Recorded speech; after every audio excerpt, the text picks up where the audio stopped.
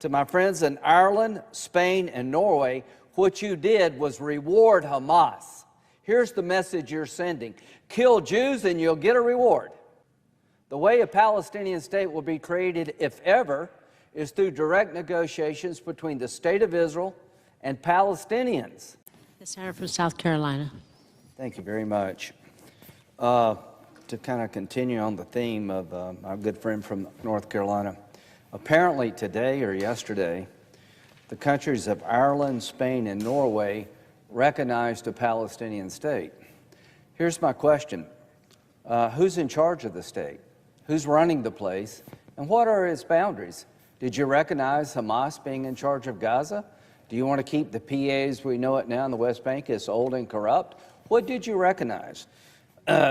These are allies, but they need to hear from a friend what you did is reprehensible. You're rewarding terrorism. On October the 7th, Hamás attacked the State of Israel and murdered 1,200 innocent people, put babies in ovens, raped women, set people on fire, and recorded it all. And your response is to create a Palestinian state? You're rewarding terrorism. The way a Palestinian state will be created, if ever, is through direct negotiations between the State of Israel and Palestinians, not a unilateral recognition of a Palestinian state after the largest terrorist attack against the Jewish people since the Holocaust.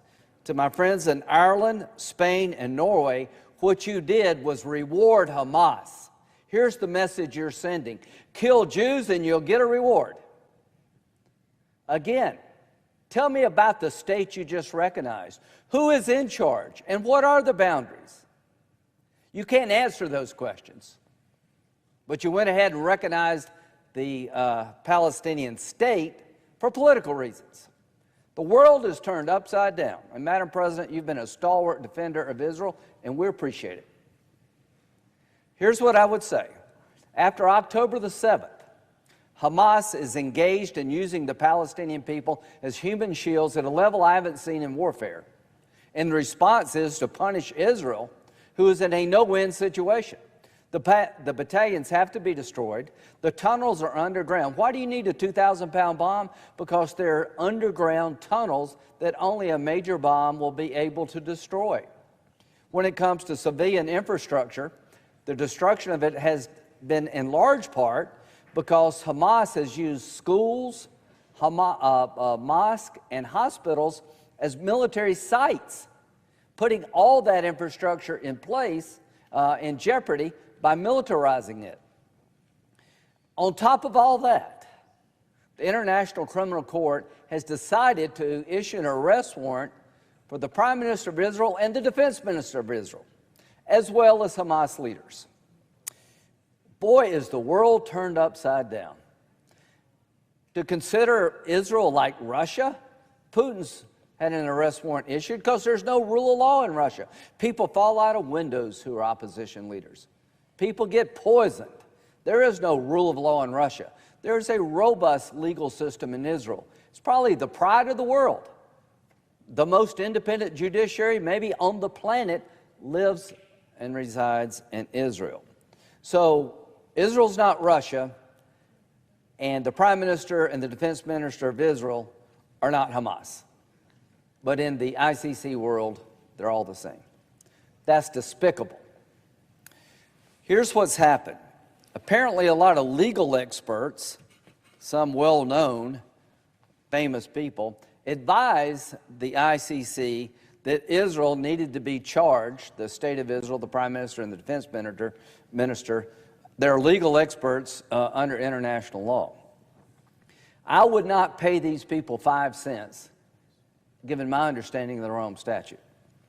I, along with 7 members, 4 Republicans and 4 Democrats, engaged the ICC weeks ago, arguing that for you to bring a charge against the State of Israel, you would have to believe that the judiciary in Israel is not independent and Israel's not acting in good faith, they're acting in bad faith when it comes to allegations against Israeli forces and policies of Israel.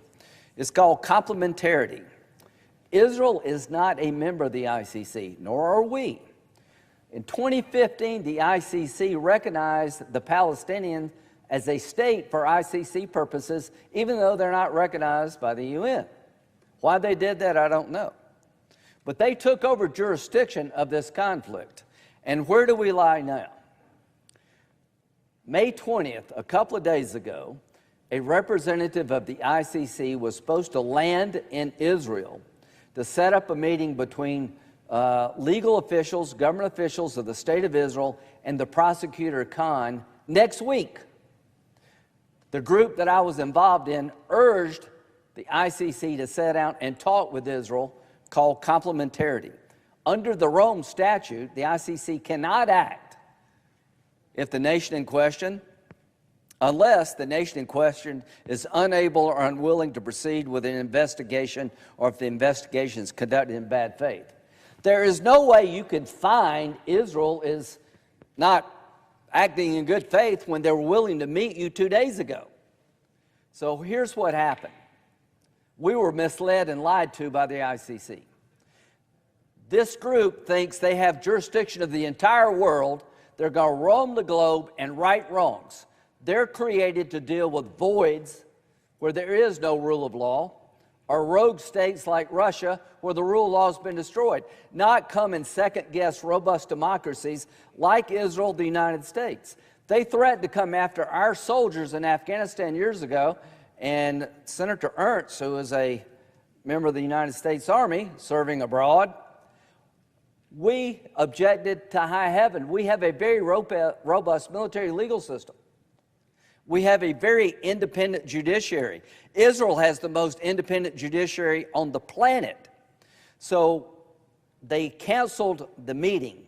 Israel called and said, when will you get here? The man in question for the ICC says, I've been told I can't come. And Israel heard about the arrest warrant on CNN. They had pre-recorded this interview Mr. Khan had with a CNN reporter before the meeting. Senator Cardin has been awesome on this. We're trying to get Israel to engage with the ICC, listen to their complaints, and see if we can move forward. They acted in bad faith.